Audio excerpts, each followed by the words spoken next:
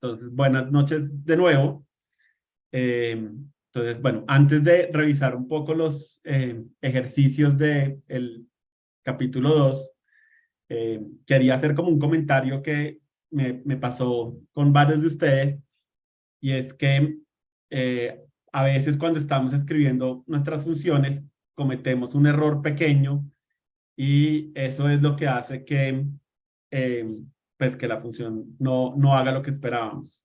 Entonces, creo que ya se han dado cuenta que la programación es de detalles pequeños. Hay muchas cosas que son como, uy, claro, es que la coma no iba acá, sino iba acá. Entonces, lo que le recomendaría es, antes tal vez de empezar a hacer los ejercicios, vuelvan a ver los ejemplos que usamos en el material, porque siempre traté de que los ejercicios se parecieran a los ejemplos que habíamos hecho. Obviamente no pueden ser completamente similares, pero digamos que sí, hay cositas que están en los ejemplos porque sé que les sirven para los ejercicios. Y no sé cómo lo han estado haciendo, pero siempre traten de que los ejercicios los hagan ustedes en su propia sesión de JShell.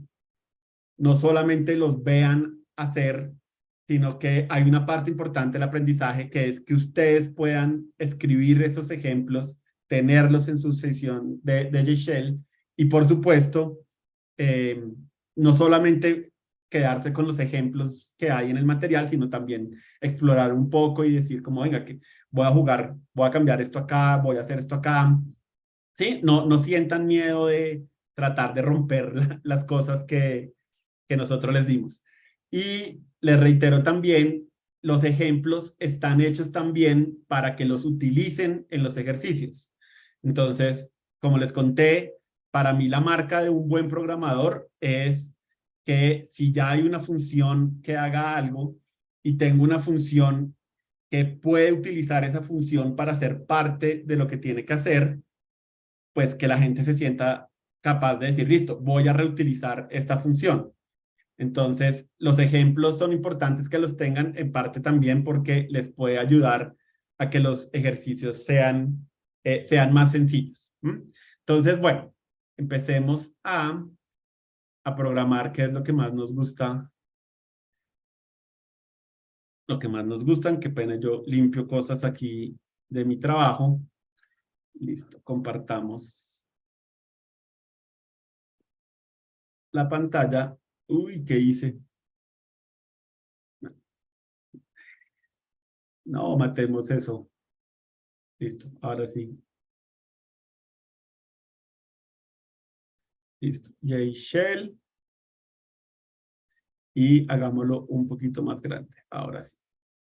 Bueno, entonces, el primer ejercicio que teníamos decía que queríamos hacer una función que diga si un número es par, y la definición dice un número es par si es múltiplo de 2.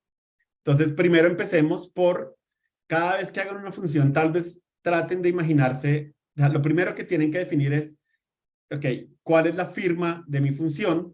Y la firma de una función son tres cosas. ¿Qué va a retornar? ¿Cómo se va a llamar? Y la lista de parámetros. Y la lista de parámetros a su vez es tipo de dato y el nombre que le quieren dar a ese parámetro. Entonces, de la definición dice que quiero saber si un número es par o impar. Eso es un predicado. Entonces, ya sé que tengo que devolver un boolean, y el material siempre les va a dar una recomendación sobre cómo lo quieren llamar a los métodos. Si a ustedes no les gusta cómo se llama el método, lo pueden cambiar. Y qué va a recibir, y en los ejemplos también pueden ver como pistas de seguramente qué va a definir. Entonces, bueno, resulta que el concepto de si un número es par o no está bien definido para los enteros. Entonces, pues esto debería ser de tipo entero, y el nombre que ustedes le quieran dar al parámetro, ya saben que aunque no tiene una influencia en la implementación, en cómo se comporta, es muy buena idea que traten de usar un nombre diciente. Entonces, La vez pasada con la función ismúltiplo habíamos dicho que era A y B, porque dentro del contexto de lo que estábamos haciendo tenía sentido, pero pues para is even tal vez A y B no son buenos nombres, pero podemos darle el nombre de number y ya es muy claro lo que estamos haciendo. Listo, entonces voy a hacer una primera implementación que creo que se puede mejorar, pero ahorita hablamos un poco de eso. Entonces, recordando el material, se pueden recordar que yo les dije que el operador módulo solo tiene una función, tiene dos funciones en la vida. Una de ellas es decirnos cuando un número es múltiplo de otro. Entonces, si yo me devuelvo a la definición que estaba en el material, decía, ok, un número es par si ese número es múltiplo de 2. Entonces, si yo sé que A módulo B retorna 0 cuando A es múltiplo de B, si yo necesito saber que si number es múltiplo de 2, entonces pues puedo escribir number módulo 2 igual a 0 y como les conté, nunca sientan que está de más ponerle paréntesis para que sea claro. Ok, claro, primero hago esto, calculo el residuo de dividir a number por 2 y después ese residuo lo comparo con 0 y ahí tengo mi función isEven. Y si me voy a isOt, entonces la firma es la misma y pues sí, entonces la definición de isOt decía que un número es impar cuando no es par. Entonces de ahí puedo seguir la secuencia de, ok, debo saber que no sea divisible por 2 y por lo tanto eh, cambio el operador y en vez de utilizar el operador igual para verificar igualdad, utilizo el operador admiración igual para revisar que no son iguales y ahí tengo mis funcioncitas y ahora vamos a probarlas. Entonces, isEven de 2 es true, isEven de 13 es falso, isOt de 2 es falso y isOt de 13 es verdadero. Como les digo, pues no les dé miedo tratar de poner otros nombres, otros números, a ver qué puede pasar. Entonces, listo. Ahí aparentemente todo está funcionando muy bien. Y como les digo, una gran parte de la programación es que ustedes puedan hacer que sus funciones hagan lo que ustedes esperan. Pero hay otra parte y es que logremos reutilizar funciones que ya teníamos y eso tiene un montón de beneficios y eh, no me acuerdo qué más iba a decirles, pero pues, principalmente es eso, la reutilización de funciones. Entonces, ¿qué pasa? Nosotros ya habíamos hecho una función isMultiple que habíamos definido de esta manera. Listo, igual a 0. Listo. Entonces, si yo veo esto así como está, entonces, si yo les digo a ustedes que esta función y esta función y esta función están relacionadas, pues ustedes podrían decir como que yo creo que sí. ¿Sí? Obviamente todo esto del módulo y del igual, pues lo esconde un poco, pero uno podría decir como, pues sí, yo creo que ser par tiene que ver con ser múltiplo y yo creo que ser múltiplo tiene que ver con ser par y por lo tanto con ser múltiplo. Pero de nuevo, así como están escritos, es yo creo, ¿sí? No, yo creo que nadie, y yo me incluyo en ese grupo, nadie diría así a primera vista, claro, esto es súper mega obvio. Entonces, ¿qué pasa? Cuando yo voy a hacer mi función isEven. Entonces, de nuevo, me puedo acordar, ok, la definición dice que un número es par cuando es múltiplo de 2, entonces necesito saber si algo es múltiplo de 2 y, ya tengo algo que me dice que algo sea múltiplo de 2. Se llama isMultiple y lo puedo reemplazar mi implementación inicial por llamar a la función isMultiple pasándole 2 como parámetro. ¿Sí? Entonces, esto es algo que les va a pasar muchísimo en programación. Hay unas funciones que ustedes llaman con parámetros que son otras variables y a veces los van a llamar con un número constante. ¿No? Y ahora vámonos a isOt. Voy a ser perezoso. Listo. Entonces, de nuevo, la definición me dice un número es par si no es, un número es impar cuando no es par. Entonces, escribamos literalmente eso. Entonces, revisando operadores lógicos, digo, ok, hay un operador que me niega un predicado, entonces voy a negar el predicado que retorna la función isEven y de nuevo, pues yo podría volver a hacer los ejemplos y créanme que los ejemplos les van a dar. Pero ahora esto es la parte que es súper emocionante de todo esto. Y es que ahora es obvio que isEven, isOdd y isMultiple están relacionados. ¿Sí? El código mismo me lo está diciendo. Y de hecho es claro y es obvio que un número es par o es impar porque literalmente la definición de isOdd me está diciendo que un número solo puede ser una de esas dos cosas y no puede ser las otras cosas. Entonces, como les decía, siempre, y no digo que sea fácil, obviamente esto es un camino y esto es algo que se va construyendo y después de 15 años de experiencia en la industria, para mí tal vez es fácil, pero seguramente los primeros 5 años esto no era tan fácil, pero siempre traten de buscar funciones que ya tengan, que ya existan, que puedan reutilizar en las funciones que ustedes están creando.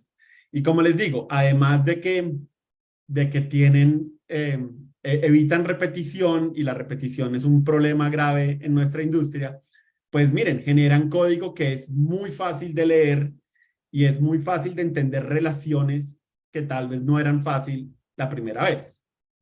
Entonces, digamos que esta sería la recomendación de cómo podrían implementar la función isEven y isOdd de una mejor manera. Y de nuevo, lo pongo entre comillas porque habrá gente que les diga que no es tan importante esta parte y lo más importante es que funcione.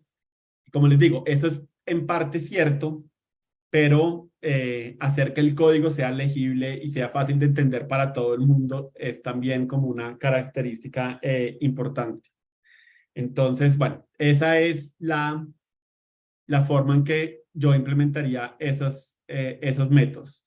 Ahora, volvamos a algo que hicimos la vez pasada que me pareció chévere. Estoy tratando de buscar dónde lo dejé. Listo. Entonces, listo. Ya tengo mis tres funcioncitas definidas de esta manera.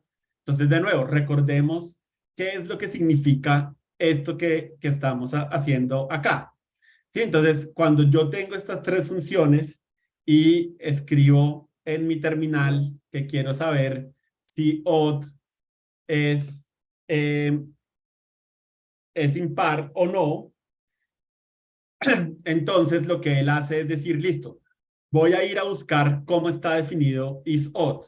Y entonces, ¿cómo está definido isOdd? Pues está definido de esta manera. Return no is even.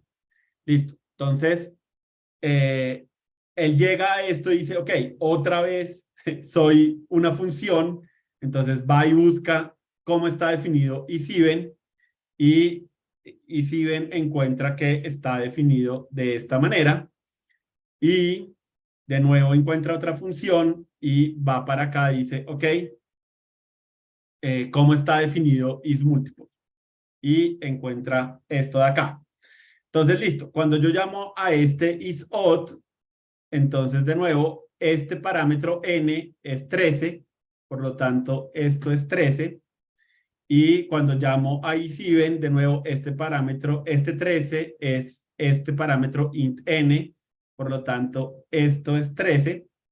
Y cuando llamo a isMultiple, el primer parámetro a es el que va a la izquierda del operador módulo y el segundo parámetro b es el que va a la derecha. Entonces, esto se vuelve 13 módulo 2 y entonces, listo, ya no hay ninguna función más, entonces ahora ya empieza a operar y dice, listo, ¿cuánto es 13 módulo 2? Entonces, 13 módulo 2 es 1. Listo. Ahora, 1 es igual a 0, entonces esto es falso. Y acá él dice, ok, todo esto retorna falso. Cuando retorna, él termina de ejecutar esa función y todo esto se vuelve el falso, que era lo que había regresado la función anterior. De nuevo, aquí ya no hay más expresiones, entonces, de nuevo, él retorna falso y esta parte de acá se vuelve falso. ¿Sí? Solamente el llamado a la función es lo que se vuelve falso. Y entonces él dice, ok, voy a retornar lo que regresa esta expresión. Este operador lo que hace es negar un predicado, por lo tanto, si era false, lo vuelve true, y esto se vuelve, sí, return true, y por lo tanto, esto al final retorna true.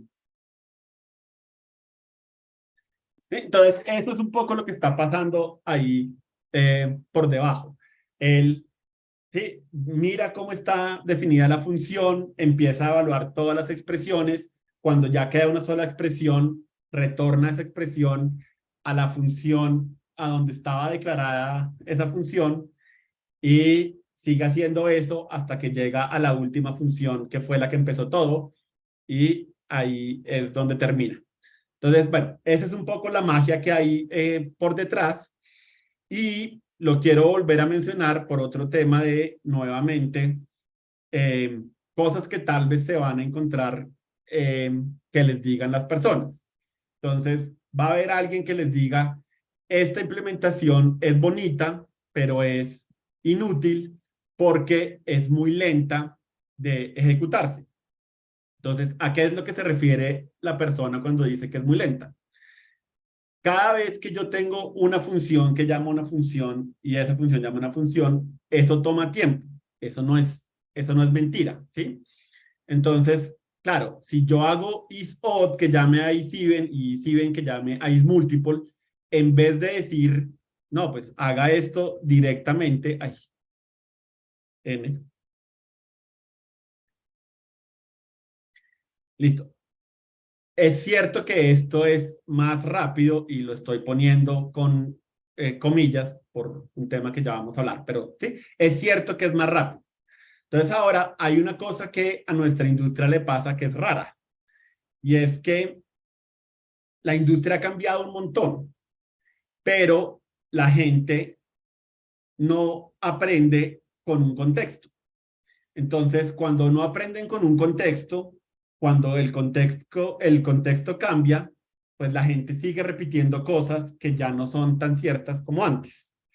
Entonces, ¿qué pasa? Cuando yo estudié en la universidad hace mucho tiempo, yo encontraba material escrito que le decía a uno, no llame a una función dentro de otra función si usted lo puede evitar, porque usted va a tener un problema de desempeño en su programa.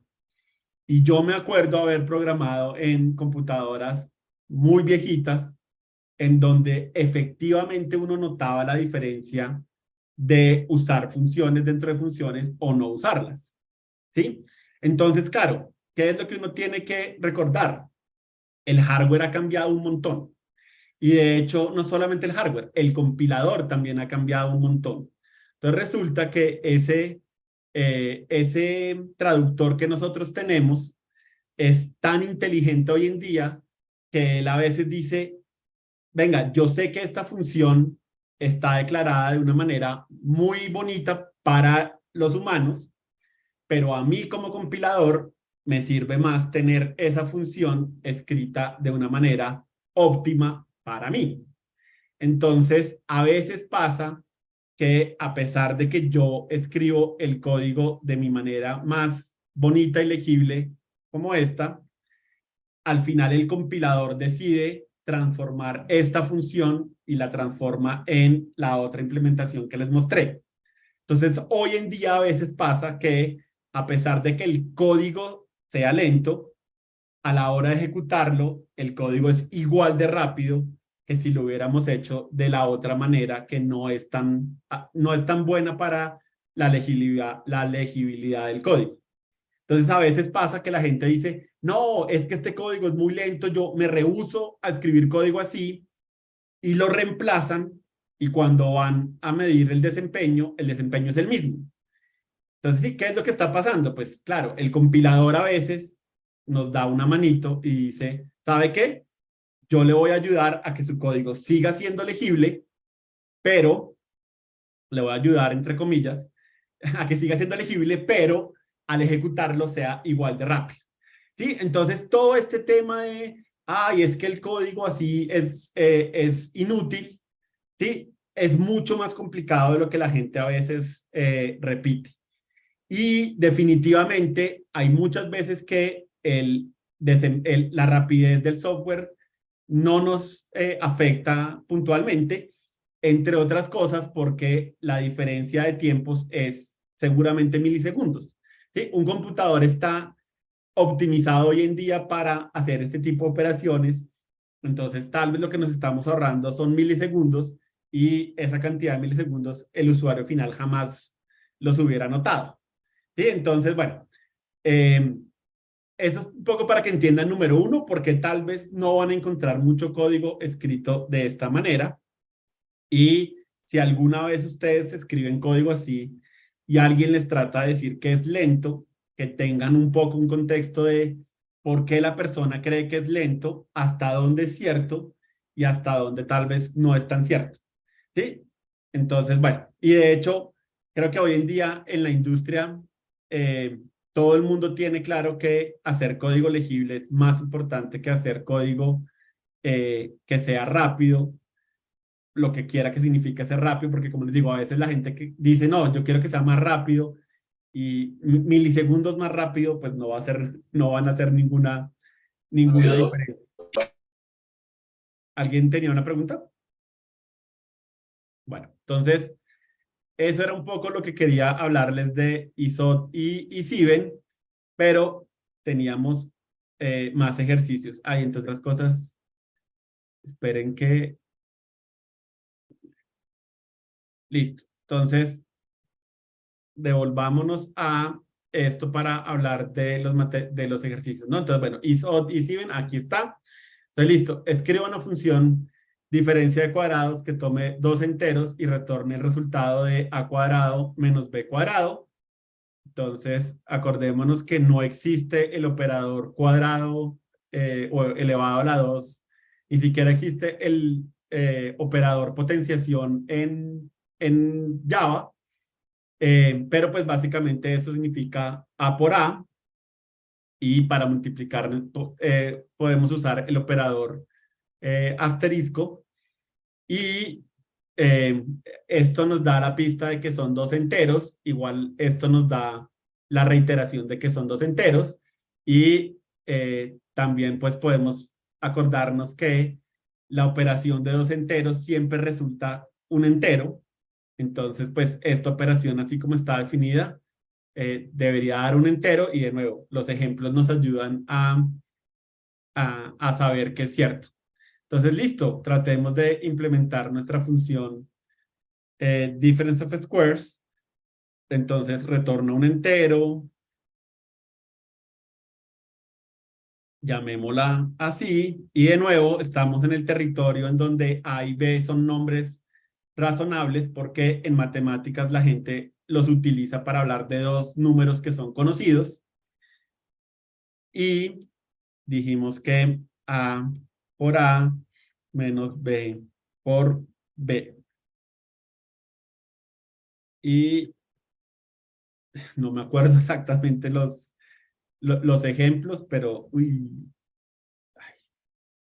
bueno, acuérdense que pueden autocompletar presionando Tab y así no cometen los errores que yo cometí, pero 3,2. es 3,2, bueno, Sí, 3,2. listo. Y obviamente si yo utilizo los mismos argumentos, pues me debería dar 0. ¿Mm? Ahora, volvamos a algo que también les había comentado la vez pasada. Alguien puede ver esto y decir, uy, venga, espere, ¿qué es primero? O sea, ¿esta resta se está haciendo primero o esta multiplicación se está haciendo primero? Y en el material lo pasé por alto, había querido comentarlo, pero se me olvidó. Resulta que los lenguajes de programador tienen una cosa que se llama la tabla de precedencia de operadores. Y me río porque era una tortura cuando uno era estudiante y le decían que tenía que de alguna manera tratar de aprenderse la tabla de precedencia de operadores. Entonces, esa tabla le dice a uno, claro, sí, estos son los operadores que siempre se van a ejecutar antes que los de abajo y así de una manera uno podría saber si esto se ejecuta antes que esto. Ahora, curiosamente, la industria se ha movido hacia eso, ya nadie cree que es importante saberlo. De hecho, escribir código que depende de que yo entienda el orden de precedencia de operadores está mal visto porque, de nuevo, sí, el ideal de la programación hoy en día es que yo escriba algo y todo el mundo entienda qué fue lo que yo escribí. Entonces, no les dé pena ponerle ponerle paréntesis para que sea claro cuál es el orden de las operaciones y literalmente les digo que no les dé pena porque a mí en la universidad me daba pena porque de alguna manera sentía que la gente iba a pensar que yo era eh, menos experto por utilizar paréntesis. Pero como les digo, pues la definición de qué es un buen programador creo que ha cambiado bastante y hoy en día lo que queremos es código que todo el mundo entienda, por lo tanto, esto es seguramente una buena definición, una buena implementación de la función difference of squares. Entonces, listo, esa es nuestra función difference of squares que tenemos acá. Listo, entonces, angle. Entonces, escribo una función tercer ángulo que tome dos doubles que representan la medida de dos ángulos de un triángulo y retornan la medida del tercero.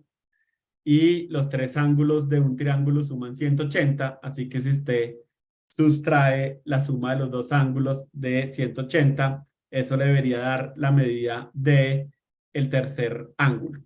Entonces, la descripción nos ayuda un poco con la fórmula. Entonces, eh, entonces, de nuevo, ¿qué retorna la función? Pues retorna la medida de un ángulo. La medida de un ángulo en los parámetros dijimos que era de tipo doble. Entonces, seguramente el tipo de retorno que estamos buscando también es de tipo doble. Los ejemplos nos ayudan a reforzar nuestra idea. Entonces, doble y llamémoslo tercer ángulo. Y según el enunciado necesitamos dos parámetros. Entonces, para cada parámetro, acuérdense, tipo de dato, nombre y dentro de la geometría, los nombres de los ángulos usualmente tienen nombres de letras griegas. Entonces voy a llamarlos alfa y beta, pero si no saben que se usan letras griegas, pueden llamarlos de la manera que ustedes quieren. Ángulo 1 y ángulo 2 también podría ser un nombre perfectamente válido. De hecho, me gusta más, voy a ponerlo. Entonces, ángulo 1 y ángulo 2.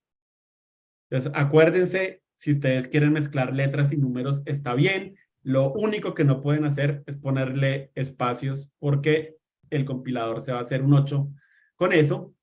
Entonces, listo, ángulo 1 y ángulo 2, y yo puedo decirle que retorne 180 menos la sumatoria del ángulo 1 más el ángulo 2.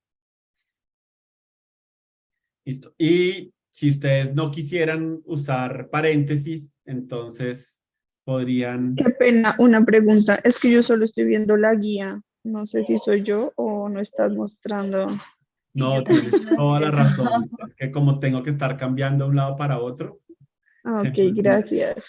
Dale. Entonces, de nuevo, toma número 2. Listo. Entonces, tercer ángulo, retorna un doble llamado tercer ángulo y doble ángulo uno, doble ángulo 2. Listo. Y entonces de nuevo, retornemos 180 menos ángulo uno más ángulo 2. Y resulta que hay una cosa que se llaman triángulos eh, equiláteros, y los triángulos equiláteros todos tienen, eh, los tres ángulos miden igual y todos miden 60. Entonces esa es una forma fácil de saber. Y la otra cosa que uno puede usar para probar esto es los ángulos rectángulos. Hay un ángulo que mide 90, y si uno de los ángulos mide 45, el otro ángulo también va a medir 45. Entonces, bueno, ahí podemos darnos cuenta que está funcionando. Y como les decía, si ustedes se acuerdan de matemáticas, esto podrían escribirlo de esta manera. Pero, por ejemplo, esto siento que ya yo lo veo y me toca como pensar dos veces qué es lo que estoy haciendo. Entonces, de nuevo, pues yo creería que esta es la versión más legible definitivamente del problema, y de hecho la implementación literalmente está transcribiendo lo que dice la descripción del problema, ¿no? Yo sumo los ángulos y después se los resto a 180. Ahora, otras cosas de nuevo que son en las que uno siempre se complica al principio. Este 180 lo escribí como un double, y deberían acordar, o sea, el compilador sabe que yo quiero que esto sea un double porque lo escribí con un punto.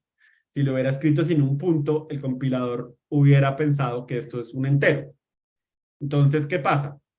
Yo estoy operando este 180 con dos variables de tipo double, y como les dije, yo creo que es muy importante que desde el principio adopten como una disciplina de no mezclar tipos de variables. Cuando uno mezcla tipos de variables, en algún momento eso hace algo que ustedes no esperan, y es harto tratar de buscar ese tipo de errores. Entonces tomen la disciplina de, si yo tengo doubles acá, esto debería ser un double. Y eso lo digo porque esto funciona igual si yo hago esto, ¿sí? No hay ninguna diferencia. En este caso no hace ninguna diferencia. Pero si se empiezan a acostumbrar a, no, eso no importa, escribamos como sea. Entonces, como les digo, en otras ocasiones sí van a tener problemas. Entonces, siempre acostúmbrense eh, a pararle mucha atención a eso, ¿sí? Como les dije, la programación es de pequeños detalles.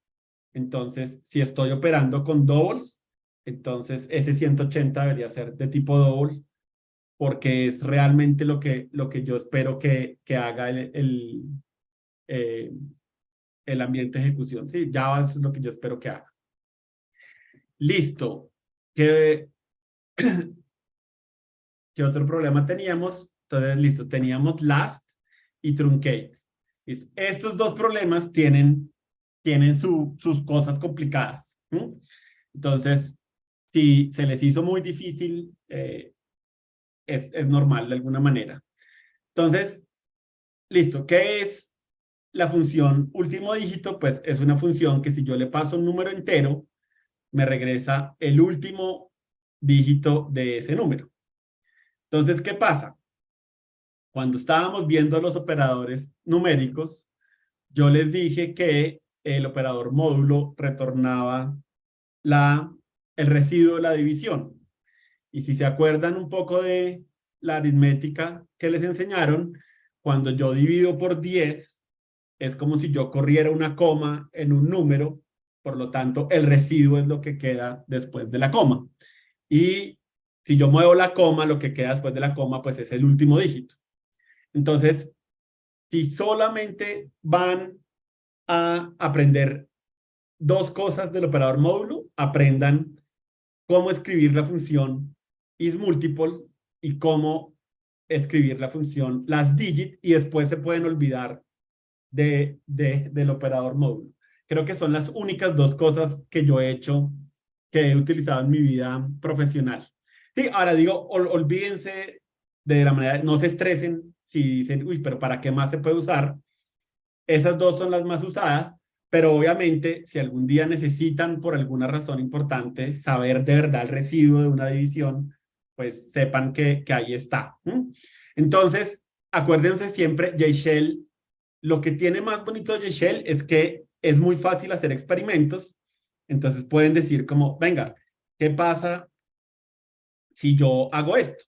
Y efectivamente no tienen que escribir una función, no tienen que recibir parámetros, simplemente ahí se pueden dar cuenta, ah, claro, 123 módulo 10 retorna 3, ¿y qué pasa si yo hago 9 módulo 10?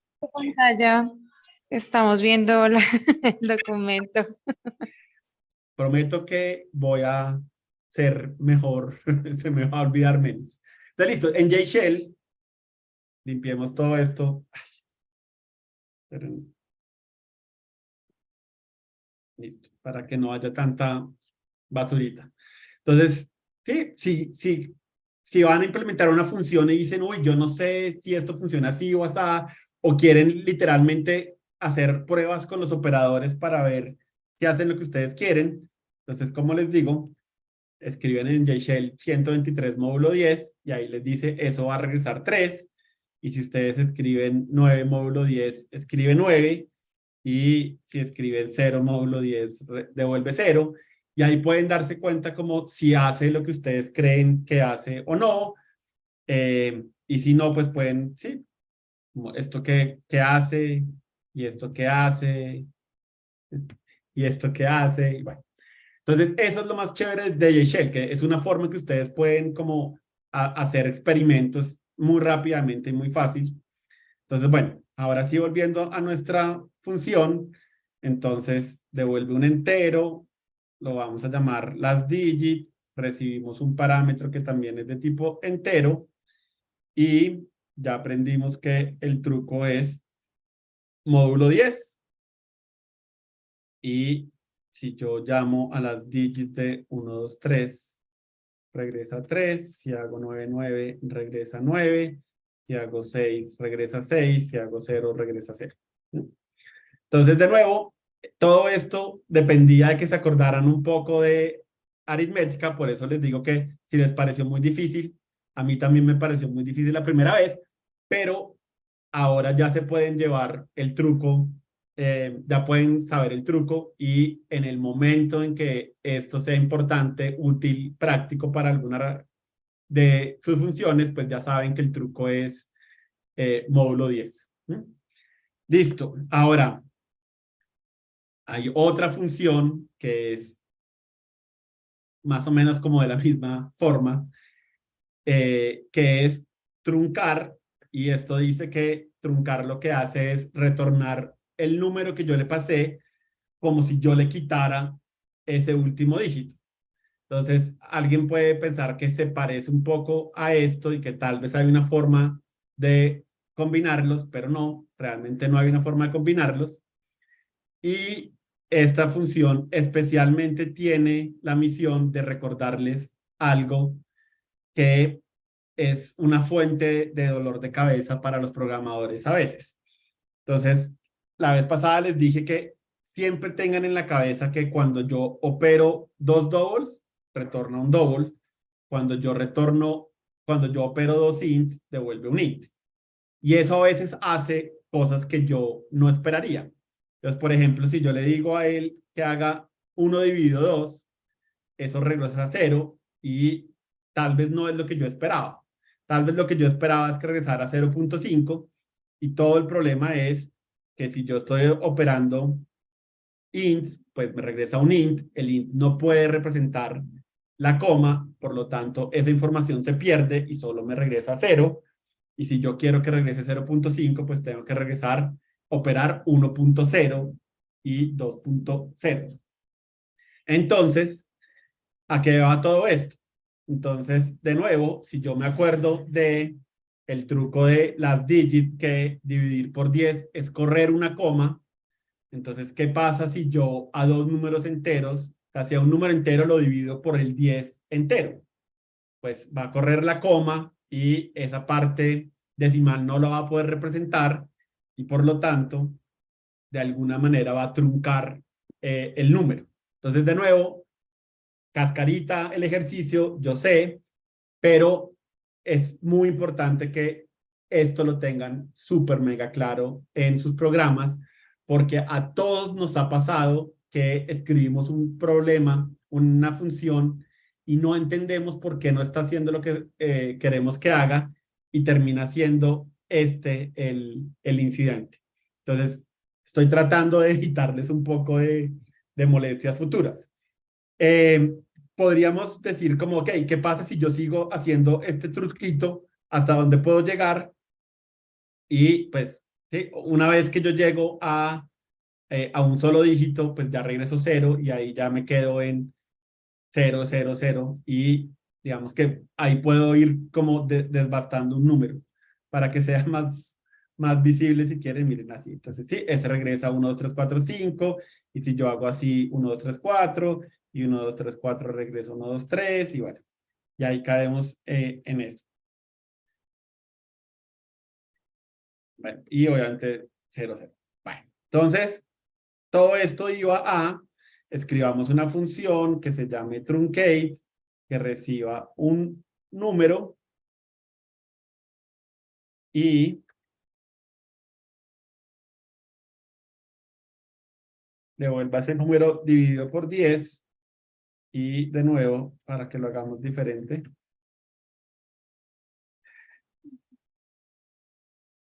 Si es muy grande puede ser que esto empiece a hacer cosas raras, entonces dejemos los números fáciles de pensar, ¿no? Sí, y alguien también podría decir como, bueno, pero entonces, ¿para qué hago truncate? Si más bien puedo hacer esto directamente. Y como les digo, eso está bien, digamos, no les puedo decir que eso esté mal, pero yo creería que el nombre de la función es mucho más claro en su intención que si yo veo esto en código, ¿sí? Puede ser que si yo vea esto en código y conozca cómo funciona el operador, diga, ah, ok, yo sé que lo que está haciendo ahí es truncar el número, pero claramente si yo escribo una función, entonces le estoy dando un nombre a esta operación y el nombre tal vez me ayuda a entender mejor qué es lo que estoy haciendo, hace que mi código sea más legible, todos somos más felices con eso, ¿sí?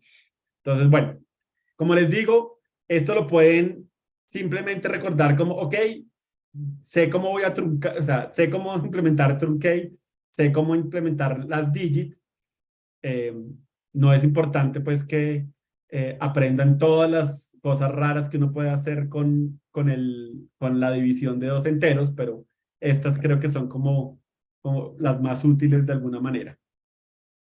Y llegamos a la temida función de senos, que era el ejercicio que tenía una tacita de café. Ahora, hay un error que yo cometí claramente cuando les estaba explicando sobre las funciones que vienen como parte del API de Java. Entonces vamos a corregir ese mal. Y aquí decía que hay una función dentro de la clase math que ya viene en Java que les podía servir, que era esta de Zen. Entonces, de nuevo, si ustedes no tuvieran este enlace, entonces pueden sacar su buscador de confianza y escribir math Java API.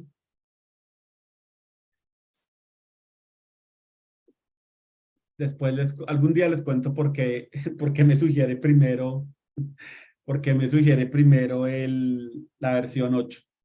Pero bueno, eventualmente llegamos a llegamos a hasta nuestra documentación. Como les conté, esto puede ser, pueden buscarlo por acá. Ahí estaba dentro de un paquete, entonces me estaba llevando a una función en particular, pero la que estoy buscando realmente es esta de acá. Que de hecho ya me di cuenta que fue lo que hice, ¿no? Al principio me hice paquetes y después me hice clases, y obviamente lo que yo quería era la clase. Y acá, si yo no tuviera el enlace, pues puedo ponerme a leer y decir, mire, esto calcula valor absoluto, y hay una vaina que se llama valor absoluto exacto que no tengo ni idea qué es, no me interesa. Esto calcula el arco coseno, bueno, sí, arcoseno, arcotangente. Y si yo leo esto juicioso, en algún momento voy a llegar a, ok, esto tiene una función que efectivamente calcula el seno de un ángulo, y listo. Si ustedes le dan clic a la documentación, aquí era donde yo quería que los llevara. El error que yo cometí es que no les aclaré. Esto es la manera, digamos, como oficial en que está implementada la función seno. Eso algún día lo vamos a ver con calma para que ustedes entiendan qué significa eso, pero en el caso de JShell, lo que significa básicamente es que todo lo que diga static es porque ustedes lo llaman con el nombre de la clase, punto, y el método como está aquí. Y esto lo que les va a decir es que pueden esperar que retorne, y esto obviamente les va a decir que espera que ustedes le pasen. Entonces, todo esto de public static, casi que public static lo pueden ignorar, porque todas las funciones que vamos a utilizar por ahora van a ser public static, entonces eso no les cambia nada.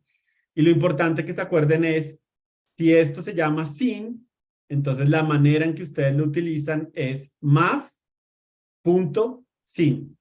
De la misma manera que usamos string.format, eso significa que format es una función de la clase string, ¿sí? Entonces, para usar esta función sin, pues tienen que escribir math.sin. Listo, regresemos acá. Entonces, acá dice que la operación que tenemos que hacer es esta de acá. Entonces, seamos perezosos, porque la característica de los programadores es que nos gusta ser perezosos, y no está mal, pues no voy a decir que eso está mal. Entonces, de nuevo, esto regresa un double, me lo dice el enunciado, los ejemplos me lo reiteran, y puedo escribir love of signs, double A, double B mayúscula y double... Bueno, el orden creo que era así. Eh, Peguemos esto acá para que no se nos olvide. Acuérdense que si quieren colocar cosas que el compilador ignora, pueden ponerle // y eso se vuelve un comentario de una línea, y esto el compilador lo va a ignorar, pero ustedes lo van a agradecer. Listo. Uy, perdí allá. Listo. Entonces, ¿qué es lo que tengo que hacer? Entonces, tengo que multiplicar a A por el seno de B. Entonces, la manera en que llamo a la función seno del objeto math es así, y dividido math seno de A mayúscula. Y de nuevo, si quieren que tienen que ponerle paréntesis para hacerlo más claro, se los pueden poner. En este caso, pues solo hay dos operadores antes y después de el símbolo de división, entonces pues no me parece que así es bien claro. Listo, ahí ya está definido, y pueden utilizar el ejemplo y revisan. No me acuerdo del ejemplo, debería tratar de dejar, bueno, no, es que además puedo hacer esto, puedo ir a la documentación sin tener que cambiar de pantalla. Entonces, como les contaba, esto es un triángulo equilátero. que tiene dos lados, dos ángulos de 60 y por lo tanto el tercero también es de 60. Los triángulos equiláteros, todos los lados miden igual, por lo tanto, si un lado mide 5, pues el otro lado también debería medir 5. Podrían hacer otros experimentos a ver si esto parece que estuviera funcionando, pero pues con esto es más que suficiente. Listo, eso eran básicamente todos los ejercicios. Es súper normal que se estanquen en alguno, es súper normal que pongan una coma donde no es, eso nos pasa a todo el mundo. Lo importante es que eso, a punta de ver ejemplos y que ustedes los vayan haciendo, pues se van dando cuenta, claro, cuidado que la coma va acá, cuidado eh, que esto va aquí y esto va allá, y bueno. También, obviamente, la parte de la documentación, como les digo, yo sé que es complicada. Entonces, sí, al principio, mientras que uno se acostumbra, claro, esto va con math, esto va sin math. Sí, puede pasar que les sea difícil, pero bueno, eso eran los ejercicios del capítulo anterior. ¿Alguien tiene eh, alguna duda Eh, adicional? Hola, profe, sí, señor. Claro, dime.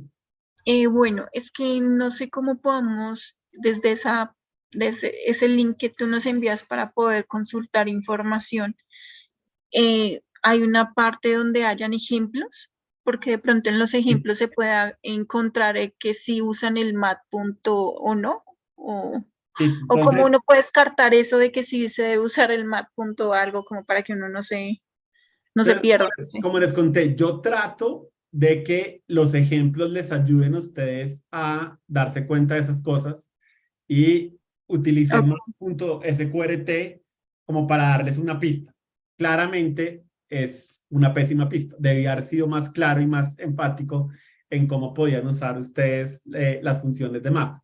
Pero la documentación oficial no suele ser un buen lugar para tener ejemplos, pero sí pueden tratar de buscarlos en Internet. Entonces, si buscan de nuevo en un buscador, eh, no sé, cómo usar, hagámoslo, mira, que Java Math sin example.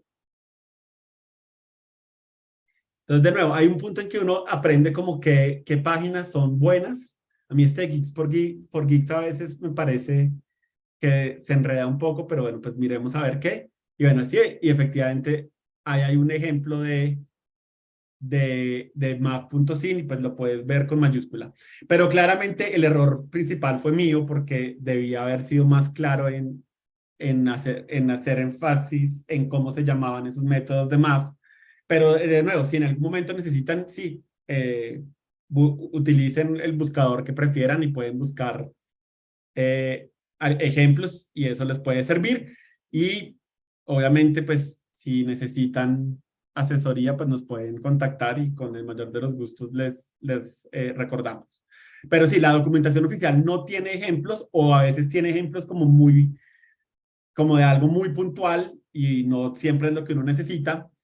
Pero eso, además de la documentación oficial, pues pueden recurrir a un buscador y mirar ejemplos. Y lo que te digo, yo trato de que los ejemplos den pistas de cosas que sé que van a necesitar, entonces tal vez revisa primero si en los ejemplos hay algo parecido, a ver si eso te ayuda un poco a resolver la duda, pero como te digo, claramente debía haber sido mucho más claro en cómo se utilizaba esa función, esas funciones de map. Entonces, esa sería como mi recomendación. ¿Listo? De muchas nuevo, gracias. con el mayor de los gustos. Listo, eso es todo lo que hay que hablar de operadores. Vamos a hablar entonces ahora de variables, pero para hablar de variables me parece que es útil que eh, volvamos a revisar algo. Entonces espérenme un momento y yo quito basura. Bueno, no fui capaz de quitar la basura. Eh, Acuérdense de este cuadro que ahorita lo vamos digamos que vamos como a volver a él. Entonces, habíamos dicho que vamos a enfocarnos en 4 tipos de datos principalmente. Se llaman datos primitivos porque son como los más sencillos. No estoy compartiendo mi pantalla donde eso sí. Sí, discúlpame por interrumpirte. Interrúmpeme todas las veces que quieras. Listo. Entonces, este cuadro es nuestra guía de hoy. Entonces, 4 tipos de datos principales que son char, boolean, int y double. Y recordemos, los chars lo que hacen es representar caracteres que podemos imprimir en la pantalla. Hay un estándar que se llama Unicode, que es el que define que sí se puede usar y imprimir en una pantalla y que no. Eso no es importante que lo conozcan ahorita, pero pues para que sepan, eso es lo que se llama Unicode. Y cada vez que vean algo de este estilo, es un char, ¿sí? Lo reconocen porque tiene comillas sencillas y dentro de esas comillas sencillas va un solo carácter, así sea el carácter espacio, pero un solo carácter. Eso no está limitado a un alfabeto en especial. Hay unos límites con alfabetos como el chino y el coreano y esas cosas, pero pueden poner ñes, pueden poner tildes, pueden poner interrogantes de apertura. Bueno, todos los caracteres en español son parte del estándar Unicode, entonces los pueden utilizar con variables de tipo char. Están los booleanos, que son los predicados, que solo hay 2 valores posibles, o un predicado es verdadero o un predicado es falso. Y los enteros para representar números enteros, como su nombre lo dice. Entonces, un entero es básicamente algo que no tenga un punto decimal. Pueden ser positivos, pueden ser negativos, y existe la posibilidad de utilizar la barrita al piso para separar unidades de 1000 y hacerlos más legibles. Y por favor, háganlo cuando tengan que escribir números muy largos porque los hacen mucho más legibles. Y los double, pues son números que tengan puntos decimales, ¿sí? Es lo que llaman números reales. Entonces, 1.4142 pueden ser negativos, la parte decimal puede terminar en 0, pueden ser 0, ¿sí? No hay limitantes desde que tengan un punto decimal. Y el otro que obviamente no está en esta tablita porque no es un dato primitivo, es los strings, que fueron los primeros que vimos de hecho. Entonces ya sabemos, un string representa una cadena de estos caracteres. Y yo puedo representar tildes en los caracteres, en los strings también puedo usar tildes, ñes, todo lo que ustedes quieran. Y los literales son, entre comillas, dobles, y ahí sí pueden tener cualquier cosa o sea, cualquier char válido, pues puede ir entre comillas dobles, incluyendo ningún char, ¿sí? Para decir que hay una cadena de texto que no tiene letras. Bueno, entonces, quería repasar eso un poco, porque en este caso vamos a hablar un poco de variables que tiene algo que ver con ellos. Entonces, esperen y yo limpio pantalla. Listo. Entonces, la vez pasada empezamos hablando de operadores, hablando de una función hipotenusa. Entonces, vamos a escribir nuevamente nuestra función hipotenusa, pero esta vez lo vamos a hacer de una manera mucho más clara. Entonces, resulta que la vez pasada tratamos de poner todo en una sola línea, y yo no sé ustedes, pero cuando algo está en una sola línea, a pesar de que yo le ponga paréntesis, digamos que cognitivamente es pesado tratar de leer y entender. Entonces, para eso usamos variables. Las variables básicamente lo que hacen es coger un valor o el resultado de una operación y darle un nombre para que nos ayude a escribir nuestro código de una manera más legible.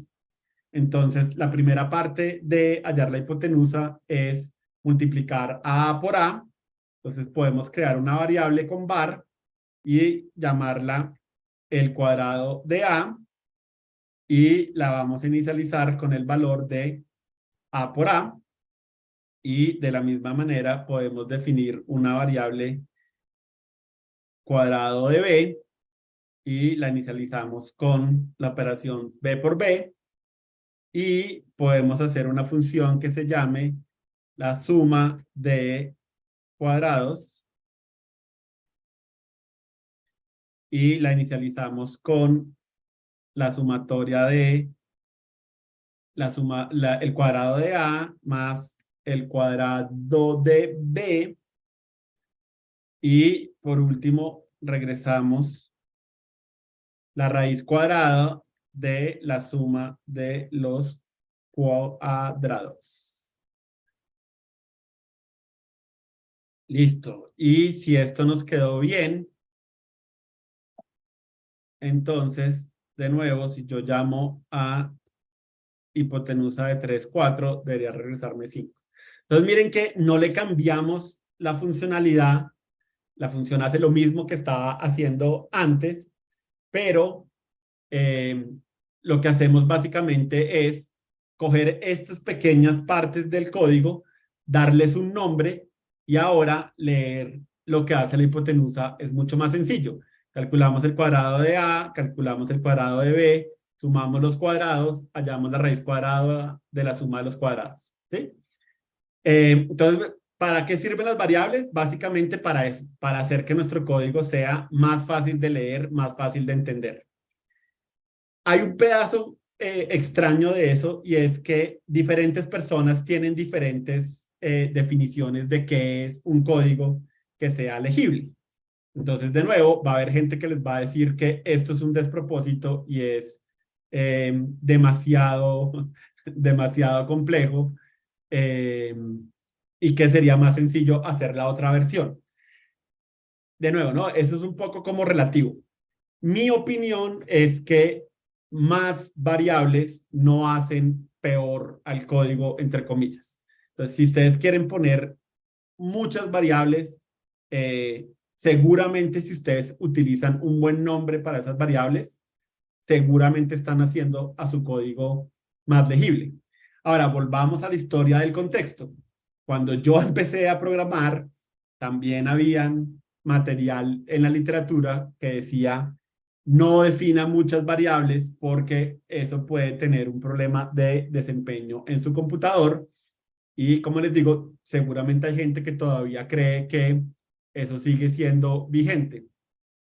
Pero hoy en día el software, el hardware que usamos, pues este tipo de cosas ya no son tan negativas.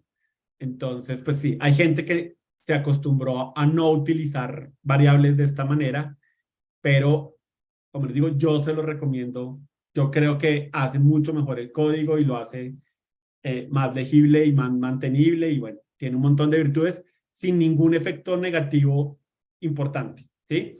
Hay un poquito de mayor consumo de memoria, pero es muy poquito y de nuevo los computadores hoy en día tienen un montón de memoria, entonces no tiene ningún efecto real como sobre los programas que hacemos nosotros.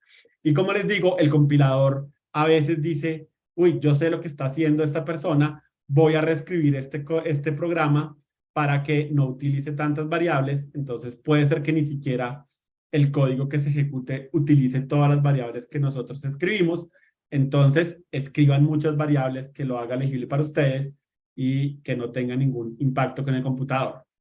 Ahora, hay una cosa que es súper mega importante con todo esto, y es que cuando yo creo una variable, esa variable tiene un tipo de la misma manera que los parámetros tienen un tipo. De hecho, esto es una variable y los parámetros de alguna manera son variables que se inicializa, que yo no inicializo, sino que el ambiente de ejecución inicializa por mí. Pero básicamente lo mismo que pasa con un parámetro pasa con una variable, ¿sí? Son básicamente primos de la misma familia. Entonces, ¿qué pasa? Cuando yo escribo var square of a, el ambiente de ejecución o el compilador realmente tiene que decir, ok, square of a es alguno de los tipos que habíamos visto ahorita, ¿sí? Eso tiene que ser un char, un boolean, un double, un int, algo tiene que ser y él toma esa decisión en base a el valor al que le estoy tratando de asignar. Entonces, cuando yo opero un double con un double, esto es de tipo double, por lo tanto, el compilador va a saber que esa variable es de tipo double, así yo no lo escribo. ¿Sí? Entonces, pues todo lo que ustedes hagan con variables siempre tiene un tipo de dato. Lo que hace var de alguna manera es decirle al compilador, dese usted mismo se puede dar cuenta de cuál es el tipo de dato y, y escójalo. Y eso usualmente hace que los programas, pues yo no tengo que escribir tipos de datos muy largos. Nosotros no vamos a llegar tal vez a escribir tipos de datos largos, pero hay tipos de datos que yo puedo crear y puedo ponerles nombres muy largos. Entonces, pues con var es muy práctico porque solo escribo var y de nuevo, si yo quiero saber qué tipo de dato estoy creando, pues solamente tengo que ver la inicialización y eso ya me debería dar todas las pistas. Ahora, esa variable var es relativamente reciente en Java. Esto está desde la versión 10, que aunque no lo crean es relativamente reciente. Si no usaran var, pues simplemente lo que harían es ustedes mismos decirle al compilador cuál es el tipo de variable y funciona completamente igual, no hay ningún cambio en desempeño, ni en funcionalidad, ni en nada. Hacen exactamente lo mismo. Pero, como les digo, hoy en día la recomendación es usar var y ahorita les muestro tal vez un ejemplo en donde el uso de var y de double como que hace alguna diferencia. Pero entonces, si van a ver código en Internet, es muy probable que vean que ese código no utiliza var. Entonces, si ven código que no utilice var, pues ya saben por qué es. Pero como les digo, yo les recomiendo que el código que ustedes vayan a escribir siempre utilice var. Pero como les digo, es muy probable que lean código en Internet que no lo utilice simplemente porque es relativamente reciente. ¿Sí? Entonces, bueno, les decía, hay una razón cuando hacemos funciones muy grandes que hacen cosas complejas, hay una razón muy chévere para preferir var, y es que imagínense que yo tengo una función que regresa un string y primero utiliza un entero y después utiliza un double y después utiliza un string y bueno, podría seguir escribiendo un montón de cosas acá. Carlos, disculpa, tengo una pregunta. Dime. Bueno, para poder llegar a eso hay que ir haciendo todo lo que ya hemos ido viendo, o sea, para que retorne esas funciones, o sea, no se puede colocar así de la nada y ya, ¿cierto? Porque si no, no tiene dónde hacer Si la tuviera, operación. si tuviera un sentido, pues sí podrías hacerlo. Lo que pasa es que no tiene ahorita sentido más allá de articular un poco lo que yo les iba a decir.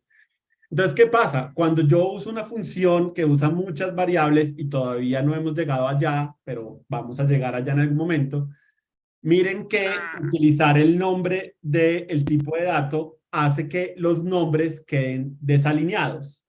Entonces, de alguna manera, cuando yo estoy leyendo código, lo que más me interesa tal vez es el nombre de la variable, porque de alguna manera, de nuevo, me dice qué es lo que estoy tratando de hacer con esa variable.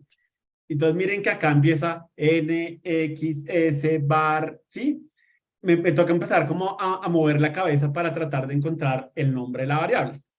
Si yo utilizo var, entonces, var, var, var y var. Entonces, de nuevo, no le he cambiado la funcionalidad a la función, sigue haciendo lo mismo que tenía que hacer antes, pero ahora todos los nombres de las variables me quedan alineados. Entonces, leer el código es muchísimo más sencillo. Ahora, como les digo, esto suena un poco como a magia, porque no hemos hecho funciones complejas, pero vamos a llegar para allá y está bien que nos acostumbramos desde el principio a utilizar var y que cuando escribamos nuestras funciones raras y complejas, pues ya tengamos la costumbre de hacerlo y darnos cuenta que alinea los nombres de las variables lo más de bonito. Sí, entonces, bueno, de nuevo, yo sé que ahorita todavía no hemos llegado allá. Hasta ahora estamos en la parte de poder utilizar unas cuantas variables probablemente del mismo tipo, pero como les digo, aun si yo no quisiera alinear los nombres de mis variables, porque obviamente con double me da lo mismo, eh, lo importante es que crear las variables sí hace que mi código sea muchísimo más fácil de entender. Entonces, ¿qué pasa? A veces yo tengo una función y no sé dónde está fallando, y cuando tengo esas líneas largas que hacen muchas cosas, hay veces que hay errores en esas líneas, y como hay tanta información, es difícil decir, uy, venga, ¿será que esto está bien o esto está mal? O, en cambio, pues sí, acá estamos todo partiéndolo en pedacitos más pequeños y es más fácil visualizar lo que está haciendo la función y es más fácil encontrar errores que podamos tener de, uy, aquí no era más, aquí era menos, o aquí se me olvidó esto, o hice esto. Entonces, siempre, siempre es una buena idea tener muchas funciones, muchas variables, digo. Y como les digo, eso es un poco controversial y hay gente que les va a decir, no, venga, estos son demasiadas variables, utilice la menor cantidad posible. Y como les digo, eso era un pensamiento anclado en un contexto que era cierto hace unos años, pero pues definitivamente ese contexto ya ha cambiado y ya ha mutado. Sí, ahora, alguien también podría decir, como bueno, esto también podría ser una variable, ¿verdad? Entonces yo podría aquí poner var resultado y poner resultado y como les digo, no van a poner de acuerdo a dos programadores sobre hasta dónde es mucho y hasta dónde está bien, ¿sí? Lo único que sí les puedo decir es, yo creo que más está bien, pues, ¿sí? Si quieren agregar esta variable adicional, háganlo. No hay ningún problema inherente a eso. Lo que me pasa un poco es que ya me acostumbré tal vez a utilizarlo así, como que la última línea no sea, o sea, si puedo hacer una operación en la última línea, la hago, pero no tienen que hacerlo solo porque yo lo haga. Si ustedes quieren poner un montón de variables, está bien. De hecho, usualmente, o sea, el problema, digamos, con una sola operación no es tan grave, pero definitivamente si escriben una línea de código donde hagan dos cosas, ahí sí creo que indiscutiblemente es mejor que lo partan en variables y eso les ayuda un poco a seguir lo que está haciendo el código mejor. Entonces, bueno, esa es la historia de las variables. Realmente no hay mucho más que contar. Como les digo, es un poco más como ponerlo en práctica, pero quiero hablar de una bondad adicional de las variables y de algo que pueden tener, de lo que tienen que tener cuidado. De hecho, dos cosas de las que tienen que tener cuidado. Entonces, hablemos de nuestra función tercer ángulo que habíamos visto antes. Esa función buscaba recibir la medida de dos ángulos y devolver la medida del tercero. Y la clave para eso es saber que la sumatoria de todos los ángulos suma 180. Entonces, si resto la suma de los dos ángulos conocidos, pues me debería dar la medida del tercero. Entonces, esa implementación la podríamos mejorar de esta manera. Entonces, ya que tenemos variables, cuando yo escribo 180 menos la sumatoria de ángulo 1 más 2, estoy dependiendo de que la gente sepa por qué escogí 180. Entonces, alguien podría decir como no, pues obviamente la gente que utiliza la función tercer ángulo tiene que saber de geometría y como tiene que saber de geometría, pues va a saber que 180 no fue un número sacado del sombrero y, uy, no, a mí se me ocurrió 180, pero se me hubiera podido haber ocurrido 75. Y eso es tal vez suponer demasiado. Entonces, ¿qué podemos hacer cuando ustedes utilicen esos literales que son importantes para el código? Podemos crear una variable para poder darles un nombre. Entonces podemos llamarlo suma de todos of all ángulos. Entonces, una variable le da un nombre a ese 180 y ahora ya no es 180, ahora es la suma de todos los ángulos.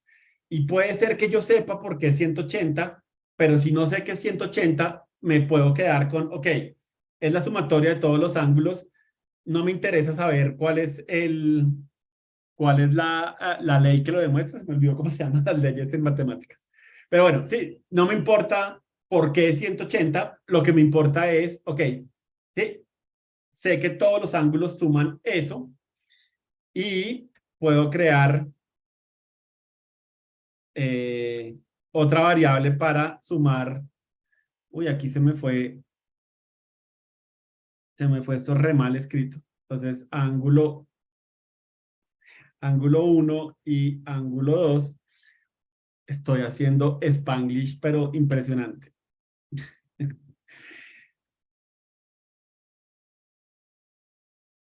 Listo, ya no quedó tan Spanglish. Y ya hice cosas. Vale, entonces, ángulo 1 y aquí ángulo 2. No. Listo. Y ahora sí puedo retornar. Entonces, la suma de todos los ángulos menos la suma de los ángulos dados. Y eso debería retornar la medida del tercer ángulo. Entonces, de nuevo, siempre que utilicen ustedes, eso lo llaman en la literatura números mágicos, ¿sí? Como que hay un número o un literal que aparezca en alguna parte, traten de darle un nombre para hacer más claro por qué ese literal es importante, ¿sí? ¿Será que 180 es 180 porque sí o hay una buena razón? Entonces, bueno, darle un nombre con una variable ayuda un montón, ayuda un montón a eso. Y hay algo más que les iba a decir y se me olvidó. Pero bueno, ese es el cuento con números mágicos. Ah, no, ya me acordé que les iba a decir. Ahora, ustedes me pueden preguntar, ¿y todos los literales necesitan tener un nombre? Y la respuesta es no, porque a veces el número es suficientemente diciente. Entonces, si yo escribo x más 1, pues no tengo que tratar de definir qué es 1, porque por el contexto de alguna manera se sabe, pues más 1 significa estoy tratando de incrementarlo. Entonces digamos que hay literales como 1 y 0 que tal vez no necesitan números mágicos. Igual si ustedes creen que los necesitan, no está mal, pero 180 claramente ya es demasiado, ¿sí? Como les digo, eso implicaría que yo tengo que saber de geometría para saber que todos los ángulos suman 180 y pues si le podemos dar un nombre y hacerlo más claro para todo el mundo, pues está mejor.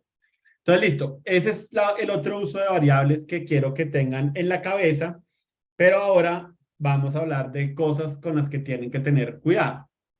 Entonces, la primera de la que quiero tener, de la que quiero hablar es, retornando a lo que les decía, el peligro que tiene que ustedes mezclen variables.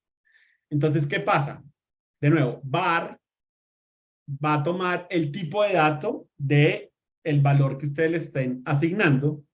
Y como les digo, eso puede ser algo que los confunda, que ustedes crean que están haciendo algo y estén haciendo algo diferente. Entonces yo podría decir, por ejemplo, aquí que voy a hacer una variable mitad y voy a hacer 1 dividido 2.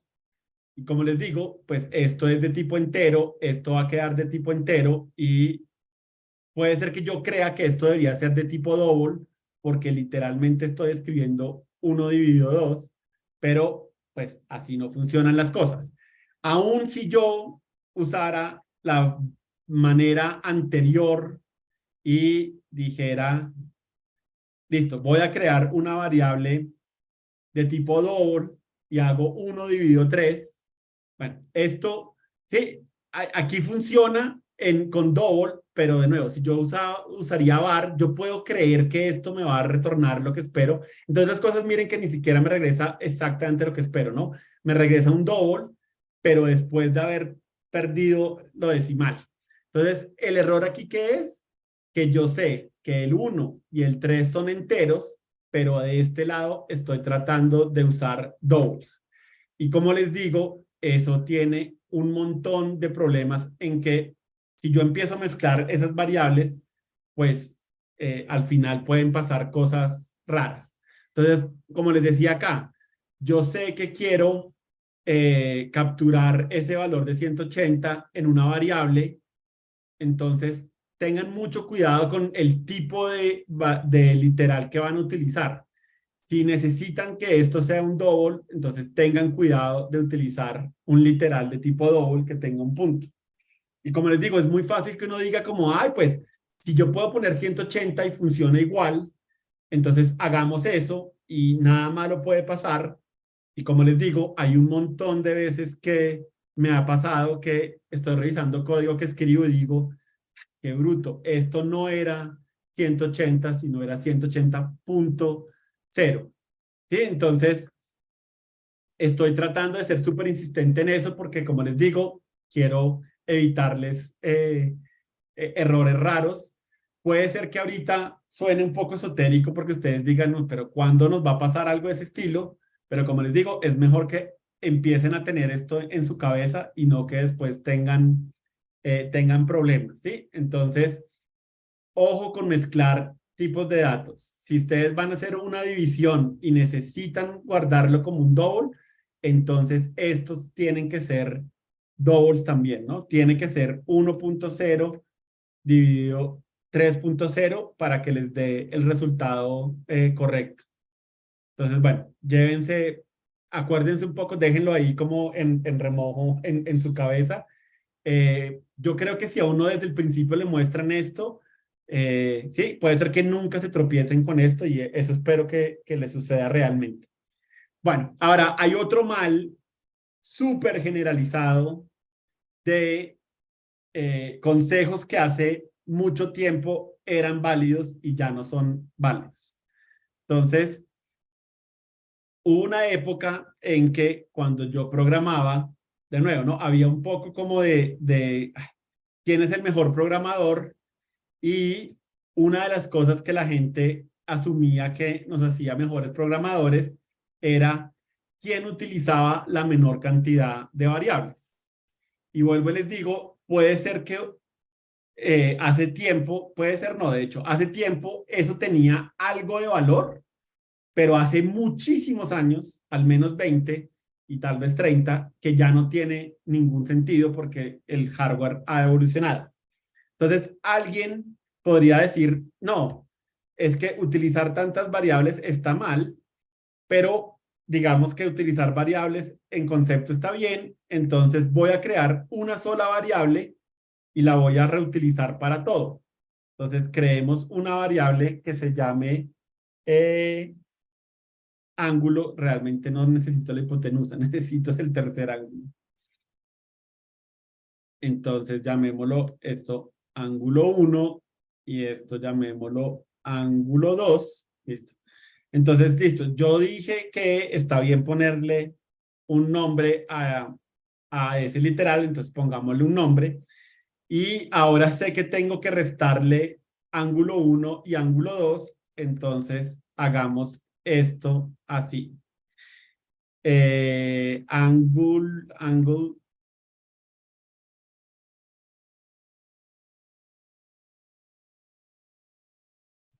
Carlos, discúlpame, veo que Alba tiene la manita levantada.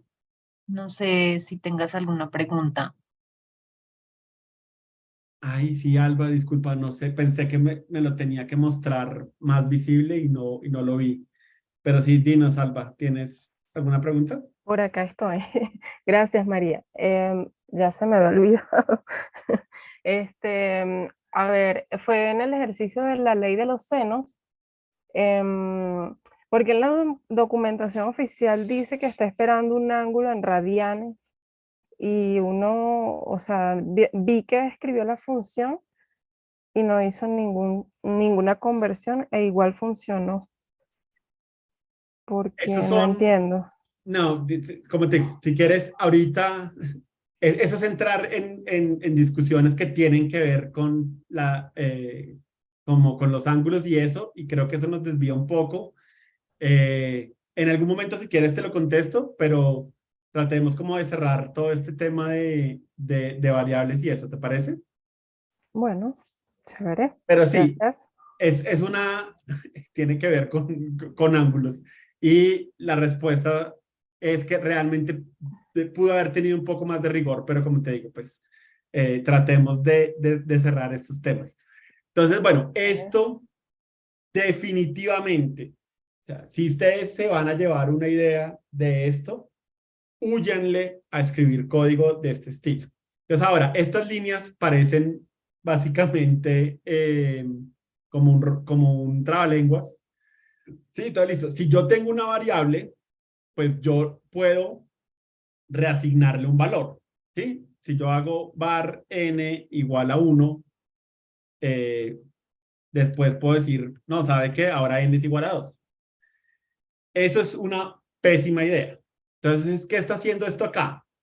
Defino una variable y le voy a reasignar un valor y lo que hago es utilizar el valor que ya traía y operarlo con un nuevo valor para actualizar el valor de la variable. ¿Sí? Literalmente aquí lo que hago es actualizar el valor que tenía acá y obviamente para actualizar el valor y no simplemente botar el valor anterior como hicimos acá, pues tengo que incluir una operación en donde el valor anterior esté presente, ¿sí? Entonces resulta que cuando el compilador ve una línea de este estilo, lo que él hace es primero trata de resolver esta operación y va a decir ángulo de 180 menos lo que me hayan pasado acá, supongamos que le pasamos 60, entonces él primero resuelve esto, dice 180 menos 60, eso se vuelve 90, ¿qué? Sí, 120, qué pena. Esto se vuelve 120 y después de encontrar ese valor, entonces hace la asignación y ahí se pierde el valor de 180 y queda actualizado con 120. Y lo mismo acá, pues es esto, primero se resuelve el lado de la derecha de la asignación, Angle ahora vale 120, Angle 2 vale 60, 120 menos 60 son 60, y él hace la reasignación. Entonces, como les digo, hubo una época en que nosotros los programadores sacábamos pecho cuando éramos tan inteligentes, entre comillas, de hacer este tipo de cosas. Pero, como les digo, hoy en día nos hemos dado cuenta que lo más importante es hacer código legible. ¿Y qué pasa? Cuando yo creo una variable que tiene un nombre y esa variable la reutilizo, puede que el nombre original ya no represente lo que representaba. Entonces, al principio, yo pongo aquí angle y después le resto el ángulo 1 y ya no es la medida de un ángulo, ahora es el resultado de la resta de dos ángulos. ¿Sí? Entonces, claro, el nombre ya no me dice nada, pero obviamente la variable se sigue llamando angle y angle y angle, y eso hace que el código sea más difícil de entender. Si yo desde el principio hubiera mantenido las variables como las habíamos dicho, pues ¿sí? Cada línea tiene su propio nombre que explica claramente cuál es la operación que estoy tratando de hacer. Seguramente sí, aquí, ¿sí? Entonces, miren, esto, diría yo, es infinitamente superior a esto que está aquí arriba, porque cada uno de las líneas me explica exactamente cuál es el propósito. En cambio, aquí el nombre está enlodado. Entonces, como les digo, van a encontrar un montón de código escrito en Internet que saca pecho de hacer este tipo de cosas. Y como les digo, hubo una época lejana y remota en donde esto tal vez tenía una pequeña ganancia en el desempeño de nuestros programas, pero hoy en día esto está considerado como una mala práctica, ¿sí? Esto nunca lo hagan, nunca caigan en la tentación de coger una variable y reutilizarla un montón de veces. Ahora, dicho eso, no digo que siempre esté mal, ¿sí? El problema ¿cuál es? Cuando la reasignación hace que el nombre ya no tenga sentido. Entonces, ¿qué pasa? Si yo tengo 3 parámetros y quiero hallar la sumatoria de esos 3 parámetros y arranco una variable suma que arranque en 0 y después sumo el primero y después sumo el segundo, ¿sí? Esa variable, miren que a pesar de que la estoy reasignando, el nombre sigue siendo el correcto. Estoy tratando de usarla como un acumulador.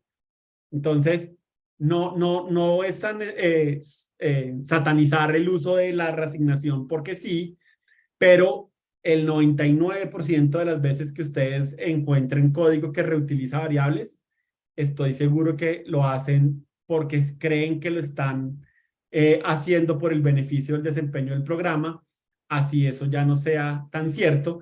Y como les digo, lo que sí hacen es herir la legibilidad del código que ustedes están escribiendo, y si se mantuvieran así, es más fácil de leer, es más fácil de entender, tiene todas las ganancias. Entonces, bueno, por ahora, como les digo, eviten la reasignación a cualquier costa. Cuando haya una buena razón para reutilizarlo, y como les digo, que yo sepa, son solo como acumuladores. Cuando veamos código que necesite un acumulador, pues ahí vamos a decir, listo, miren, aquí tiene sentido porque al ser un acumulador, pues el nombre no deja de ser cierto por hacer la reasignación, ¿sí?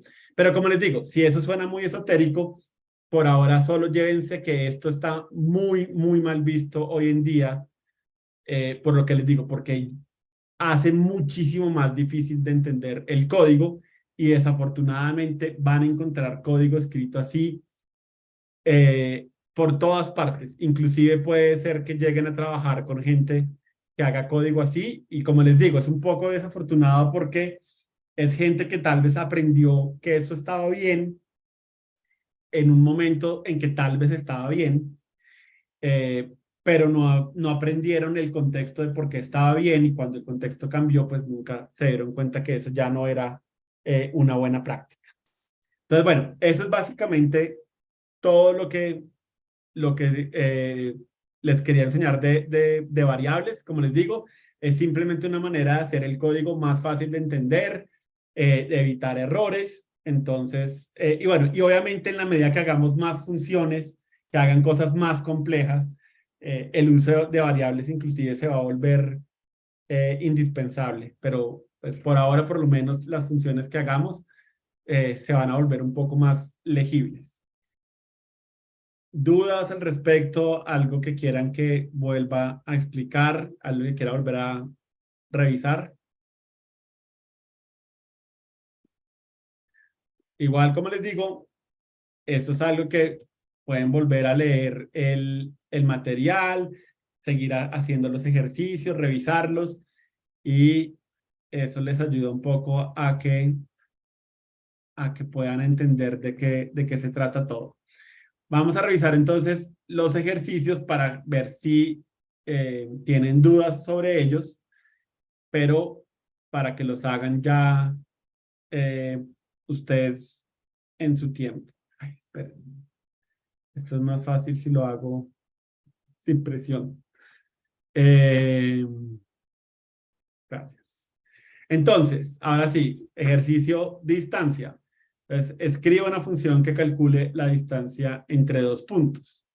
Entonces, lo que dice esto es que cada punto se representa por 2 doubles, y la función tiene que tomar 4 parámetros, como ustedes lo ven aquí representado. Entonces, los primeros 2 son la coordenada X y Y del primer punto, y los últimos 2 son la coordenada X y Y del segundo punto. Entonces, esto lo que está haciendo es hallar la distancia del punto 0, 0 a el punto 1, 1. Entonces, pues acá está la operación matemática, no tienen que conocerla. Utiliza la raíz cuadrada, que ya habíamos visto que la utilizan math.sqrt. Tienen restas, que ya la habíamos usado, cuadrados, que ya las habíamos utilizado. Esto es algo que si trataran de escribir en una sola línea, seguramente sería un dolor de cabeza de leer. Entonces, usar variables les puede ayudar un montón a que esto sea mucho más fácil de entender. Listo, función Fahrenheit. Entonces, escriban una función que, dada una temperatura medida en Fahrenheit, dada como un double, retorne la temperatura equivalente en Celsius. Entonces, si ustedes se acuerdan, casi todo el mundo mide la temperatura en Celsius, excepto, creo que, bueno, no sé si deben haber más países, pero Estados Unidos es de las que la mide en Fahrenheit. Entonces, siempre pasa que cuando yo trabajo con gente, me dicen, oiga, ¿y qué temperatura hay ahí? Y les digo 15, y se escandalizan porque 15 en Fahrenheit es bajo cero, pero terrible, terrible. Entonces, bueno, entonces esta es una función en la que el día que yo quiera hablar con ellos, puedo saber si les estoy diciendo algo que los va a escandalizar o no. Entonces, la fórmula de Fahrenheit, como la encuentran en un texto, les va a decir que la temperatura en Celsius es Fahrenheit menos 32 multiplicado por 5/9, y lo dejé así escrito porque obviamente del contexto ustedes deberían entender que este 5/9 está escrito así, pero en la mente de ustedes esto debería estar escrito como doubles, porque si no van a hacer una división que no les va a dar el resultado. Entonces, acuérdense que todo este problema de los enteros y los doubles es un problema de programación. La gente externa nunca va a entender de qué estamos hablando. Entonces, claro, cuando yo en el mundo por fuera de la programación veo 5/9, internamente tengo que hacer la conversión y decir, claro, esos son doubles, entonces los voy a usar como 5.0 dividido 9.0, ¿sí? Entonces, bueno, eso es el 5/9. Y de nuevo, pues hay varias oportunidades de utilizar variables para hacer cosas chéveres.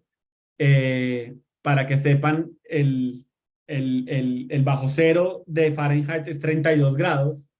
Entonces, si yo convierto 32 grados a Fahrenheit, me va a dar 0.